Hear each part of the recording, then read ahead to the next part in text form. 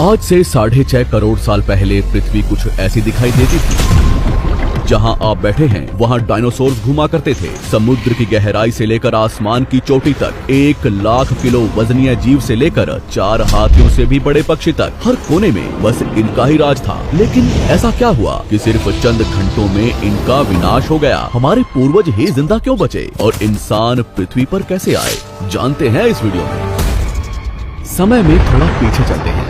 ये है हमारी पृथ्वी। उस वक्त ऑक्सीजन ज्यादा होने की वजह से 30-35 महले की बिल्डिंग जितने ऊंचे पेड़ हर जगह दिखाई देते थे और इनमें रहते थे डायनासोर। ये है 8 मंजिला ऊंचा अर्जेंटोसोरस। एक दिन में ये कई जंगल चर जाते थे। उस वक्त पृथ्वी कुछ ऐसी दिखाई देती थी। ये है चूने के रेगिस्तान, जहाँ लाखों सालों से बरसात नहीं हुई। यहाँ भी इनका बोलबाला है। ये है हमारा भारत, जो एशिया की तरफ बढ़ रहा था। उस वक्त भारतीय जमीन लावा से भरी रहती थी और यहाँ पाए जाते थे राजासोरस। यहाँ का कुछ अलग ही मंजर है। 7 बस जितने लंबे जीव से लेकर इंसान जितने बड़े केकड़े तक। बाहर आकर देखो तो कई किलोमीटर लंबे अमेरिकी रेगिस्तान में पाए जाते थे टाइटेनोसोरस। 20 हाथियों जितना वजनीय, 8 महले की बिल्डिंग से भी ऊंचे ये जीव आज यहाँ बच्चे पैदा करने इकट्ठा हुए हैं। दुनिया के हर कोने में डायनासोर्स की आवाजें गूंज रही थी, लेकिन इन्हें क्या पता था कि आज इनका अंत होने वाला है। दरअसल हमारे सौरमंडल में जुपिटर और मंगल ग्रह के बीच बहुत से उल्कापिंड हैं, जो सूरज का चक्कर लगा रहे हैं। अंत के 10 करोड़ साल पहले इनमें से ही 2 उल्कापिंडों के बीच टकराव हुआ और उसका एक टुकड़ा तेज गति से पृथ्वी की तरफ बढ़ने लगा। पृथ्वी के पास आते ही उसके कुछ टुकड़े चांद पर गिरे, मगर गति तेज होने की वजह से चांद का गुरुत्वाकर्षण उसे खींच नहीं पाया। पृथ्वी के करीब आते ही उसकी गति बढ़ने लगी। वातावरण के घिसाव ने उसे जलाना शुरू कर दिया और वो 80,000 किलोमीटर प्रति घंटे की रफ्तार से पृथ्वी से टकराया।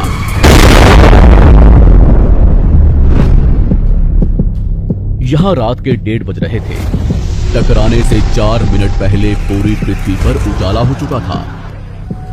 इसकी चमक को देख नजदीकी जानवर अंधे हो चुके थे। गिरने से पहले ही वहां का पानी सूख गया। गिरते ही विस्फोट से निकली ऊर्जा आज के 10 करोड़ परमाणु बम के बराबर थी। इससे निकल रही 6000 डिग्री सेल्सियस की गर्मी ने आसपास के जानवरों को तुरंत भाप बनाकर उड़ा दिया। 150 किलोमीटर के दायरे की जमीन अंतरिक्ष तक पहुंच गई और अब तक सिर्फ 5 सेकंड ही बीते हैं। इस विस्फोट से जन्मी झटके की लहर 550 किलोमीटर प्रति सेकंड की रफ्तार से आगे बढ़ी। इसने पत्थरों को गोले की रफ्तार से उड़ाना शुरू कर दिया। आसपास की नदियां उल्टी बहने लगी। जंगल के पेड़ नीचे गिरने लगे। पहाड़ों ने दम तोड़ना शुरू कर दिया। इसके कुछ ही सेकंड बाद आई भयंकर गर्मी की लहर ने उड़ रहे पत्थरों को पिघलाकर लावा बना दिया। संपर्क में आने वाला हर एक पानी तुरंत भाप बन रहा था। समुद्र के अंदर उबाल शुरू होने लगा। पलक झपकते ही जंगल सूख रहे थे। जानवरों का शरीर उबल रहा था और अभी तक तो सिर्फ शुरुआत ही हुई है। टकराव से हजारों टन मलबा अंतरिक्ष में पहुंचा था, जो गुरुत्वाकर्षण की वजह से पृथ्वी के चारों तरफ फैलकर पृथ्वी पर गिरने लगा। उसमें भी आग लग रही थी और जहां ये गिर रहे थे वहां कई किलोमीटर तक विनाश हो रहा था। टकराव ने पृथ्वी को अंदर से भी हिला दिया था, जिससे कुछ ही सेकंड में पृथ्वी पर भूकंप आना शुरू हो गया। भूकंप की तीव्रता ज्यादा थी, इसलिए समुद्र का पानी जमीन में बैठे रेत से मिलने लगा, जिससे जीवों को घुटन होने लगी और वहां भी पतन शुरू हो गया। अभी सिर्फ 5 मिनट ही बीते हैं और बाहर जानवरों में भगदड़ मच चुकी है। घटनास्थल पर पैदा हुई गर्म धूल और मिट्टी तेजी से आगे बढ़ रही थी। बादलों में धूल जाने की वजह से इनमें बिजली गिरनी शुरू हो चुकी थी। इस तूफान के बीच आने वाले हजारों टन वजनीय जानवर और पेड़ हवा में उड़ रहे थे। कुछ ही देर में ये तूफान अफ्रीका तक पहुंचा, जिससे वहां के चूने के रेगिस्तान वातावरण में मिलने लगे और बादल जहरीले होने शुरू हो गए। इसके पीछे टकराव ने समुद्र के पानी को बादलों से भी ऊंचा उठा दिया था, जिससे गर्म पानी की भयानक बाढ़ आ रही थी। 5 घंटे के अंदर पूरी पृथ्वी धूल से ढक गई। पृथ्वी का औसत तापमान कई 100 डिग्री सेल्सियस तक पहुंच चुका था। पूरी दुनिया के जंगलों में आग लगी हुई थी और भूकंप ने मरे हुए ज्वालामुखियों को उजागर कर दिया था।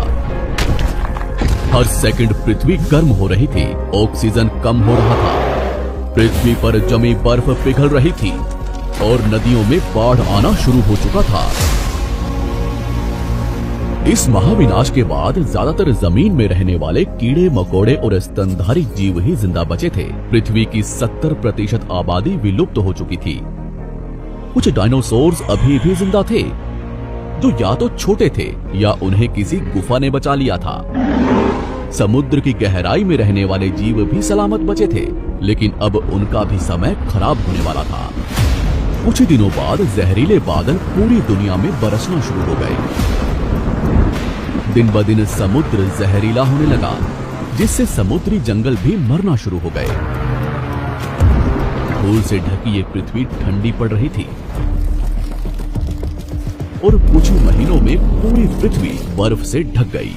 हमारे पूर्वजों को डायनासोर से डरकर, कुछ भी खाकर, कम ऑक्सीजन के बावजूद भी महीनों तक जमीन में रहने की आदत थी।